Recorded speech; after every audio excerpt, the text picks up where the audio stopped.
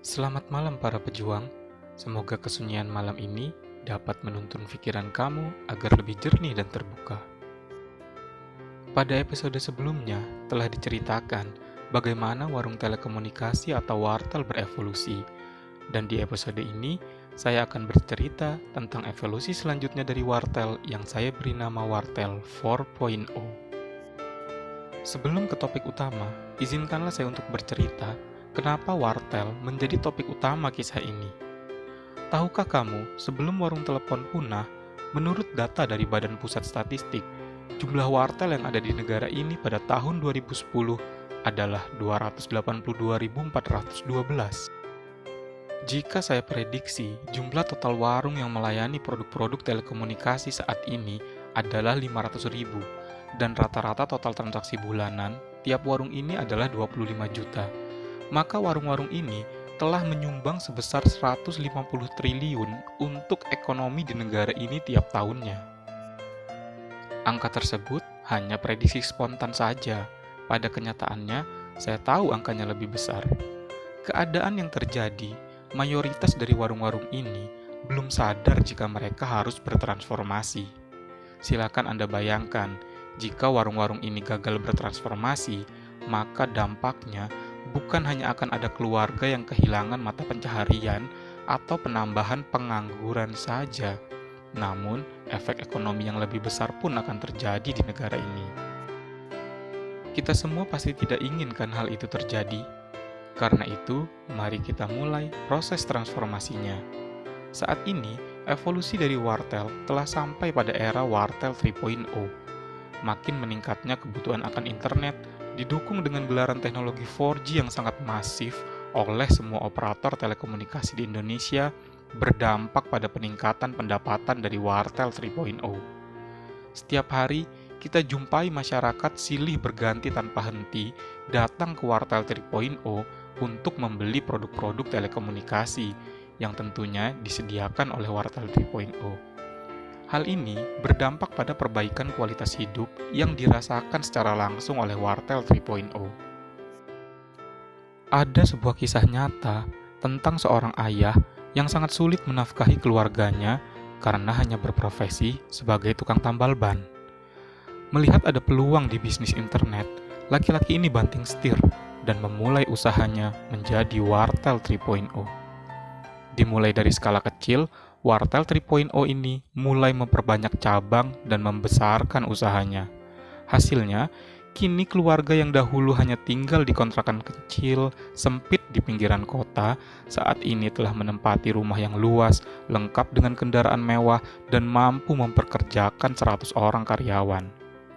Kisah ini dapat saya ceritakan karena kisah ini telah terjadi. Kelanjutan dari kisah ini hanya ada dua kondisi. Kondisi pertama, di akhir era wartel 3.0, keluarga ini akan kembali ke kontrakan kecil di pinggiran kota karena sang ayah terlena dengan zona nyaman dan telat bertransformasi. Atau kondisi kedua, keluarga ini tetap bahagia dengan kehidupan yang layak karena telah sukses bertransformasi menjadi wartel 4.0 di akhir era wartel 3.0. Mengapa harus segera bertransformasi menjadi wartel 4.0? Apakah era wartel 3.0 akan segera berakhir? Jawaban dari pertanyaan ini akan saya jawab dengan 3 fakta berikut. Pertama, sejarah telah berulang berkali-kali. Apakah masih kurang pelajaran dari warung telepon dan wartel 2.0 yang punah di masa lalu? Kedua, wartel 3.0 saat ini masih bertahan karena operator telekomunikasi masih berbaik hati dengan memberikan produk khusus dan menggunakan sistem distribusi tidak langsung. Sehingga wartel 3.0 masih mendapatkan margin dari kebijakan end user price yang diterapkan oleh operator. Namun tahukah kamu, jika seluruh operator telekomunikasi saat ini sedang mempersiapkan sistem distribusi dan kebijakan harga baru untuk menjangkau pelanggannya secara langsung. Yang ketiga, perkembangan industri seluler bergerak ke era digital. Jika kita cermati, mayoritas bisnis digital memiliki 2 ciri khusus, yaitu produk yang unik dan distribusi langsung ke end user-nya. Masih belum paham? Oke, saya jelaskan kembali. Menurut Badan Pusat Statistik, jumlah pelanggan operator telekomunikasi di Indonesia pada tahun 2018 saja sudah mencapai 319 juta. Dan seperti yang kita tahu, jumlah ini telah berkurang akibat regulasi registrasi nomor prabayar yang dilakukan sepanjang tahun 2018. Sudah dikurangi saja, komposisinya telah lebih dari 100% jumlah manusia yang ada di negara ini. Artinya, untuk terus berkembang, operator tidak mungkin lagi berharap pada penambahan jumlah pelanggan agar pendapatannya meningkat. Cara terbaik adalah memangkas biaya operasional. Salah satu biaya operasional yang nilainya cukup besar adalah biaya distribusi. Sehingga pada akhirnya, sistem distribusi ke Wartel 3.0 akan dihentikan dan operator akan mendistribusikan produknya langsung ke pelanggan. Selain itu, efek dari perkembangan teknologi seluler dari 4G ke 5G dan terus ke generasi berikutnya adalah meningkatnya kecepatan dari internet. Sehingga, jika kecepatan internet sudah melebihi ekspektasi pelanggan dan investasi dari teknologi seluler generasi sebelumnya sudah mencapai break-even point, maka kebijakan harga berbasis kuota menjadi tidak populer. Kebijakan harga berbasis waktulah yang akan diterapkan dengan pemakaian kuota tak terbatas. Ketika hal ini terjadi, maka Wartel 3.0 sudah tidak dibutuhkan dan kembali punah termakan zaman. Ya, Wartel 3.0 yang gagal bertransformasi akan punah, tapi tidak dengan Wartel 3.0 yang mampu bertransformasi menjadi Wartel 4.0. Pertanyaan berikutnya adalah, bagaimana cara menjadi Wartel 4.0? Untuk menjadi Wartel 4.0, maka Wartel harus memiliki 4 pondasi dasar pemasaran yang sesuai dengan kondisi di era digital. Pondasi pertama adalah produk. Wartel 4.0 hidup di era digital, sehingga produk yang ditawarkan tidak hanya pulsa, SIM card, dan paket internet, tetapi juga harus bisa dan mampu menjual produk-produk digital. Sesuai dengan pembahasan sebelumnya, salah satu ciri dari produk digital adalah unik, yang artinya akan ada banyak sekali produk-produk digital yang harus dipahami oleh Wartel 4.0. Mulailah mencari, membaca, dan mencoba produk-produk digital dari sekarang, sehingga pada saatnya kita telah siap untuk menjadi Wartel 4.0.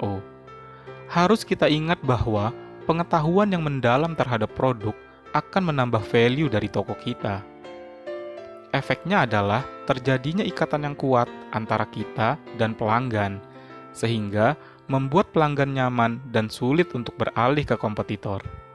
Pembahasan lebih dalam terhadap produk-produk digital akan saya ceritakan secara bertahap di episode-episode selanjutnya dari kisah si Wartel.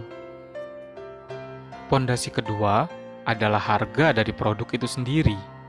Wartel 4.0 bisnis utamanya adalah mendistribusikan produk ke pelanggan, di mana margin dari harga jual dan harga beli menjadi sumber keuntungan utama dari bisnis Wartel 4.0. Bukankah pada era digital, operator telekomunikasi sudah menerapkan sistem distribusi langsung? Ya, operator telekomunikasi memang mendistribusikan secara langsung untuk produk-produk lawasnya, tapi tidak dengan produk digital yang masih baru dan membutuhkan Wartel 4.0 untuk dapat menjangkau lebih banyak pelanggannya. Selain itu, produk-produk digital tidak hanya diciptakan oleh operator telekomunikasi, tetapi juga oleh perusahaan-perusahaan aplikasi berbasis internet atau yang lebih dikenal dengan istilah OTT. Bahkan jumlahnya jauh lebih banyak daripada produk yang dihasilkan oleh operator telekomunikasi. Mulailah mencari informasi dan relasi baru agar dapat mulai menjual produk-produk digital ini. Sama seperti kita dahulu, yang bisa mengenal perusahaan distribusi resmi dari operator telekomunikasi, sehingga bisa menjual produk-produknya. Pondasi ketiga adalah tempat atau lokasi kita berdagang. Wartel 4.0 pada dasarnya tidak memerlukan tempat yang berwujud secara fisik, karena era digital membuat interaksi antara penjual dan pembeli tidak terjadi di dunia nyata. Seluruh interaksi dilakukan di dunia maya atau biasa disebut dengan istilah online. Sisi positif dari keadaan ini adalah Wartel 4.0 dapat memangkas biaya sewa dan operasional toko, sehingga margin keuntungan yang didapat menjadi jauh lebih besar. Mulailah melangkah untuk membangun toko digital dengan memanfaatkan marketplace dan sosial media yang ada saat ini. Atau lebih jauh, kita dapat memulai membangun aplikasi atau media eksklusif milik kita sendiri di internet. Pondasi keempat atau yang terakhir adalah promosi. Kemampuan untuk dapat mempromosikan produk dan toko yang kita miliki adalah hal yang sangat penting untuk dapat menjangkau dan mendapatkan pelanggan. Cara-cara terdahulu seperti spanduk di depan toko, pelang-pelang reklame, atau display yang rapi, dan beragam di etalase toko offline sudah tidak efektif lagi. Di era digital, masyarakat akan mengurangi aktivitasnya di jalanan. Apalagi dengan kondisi pandemi saat ini, yang mengharuskan masyarakat untuk di rumah saja. Untuk dapat menjangkau calon pelanggan, kita harus melakukan cara-cara promosi yang baru. Mulailah mencari dan mempelajari teknik promosi di era digital. Hal yang paling gampang, kita bisa memulai dengan mencoba melakukan promosi di sosial media yang ada saat ini. Seperti halnya alam semesta yang terus berkembang, maka wartel pun harus terus berkembang dan beradaptasi. Jika teknologi adalah bintang, suatu saat bintang itu akan mati, lalu berubah menjadi black hole yang menyedot seluruh elemen di sekitarnya untuk ikut ke dalam ketiadaan. Dan wartel adalah elemen itu. Pilihannya hanya dua, bertransformasi mengikuti teknologi baru dan terus hidup, atau diam dan ikut mati bersama teknologi lama. Sampai jumpa pada episode ketiga dari Kisah Si Wartel, Transformasi Warung Telekomunikasi.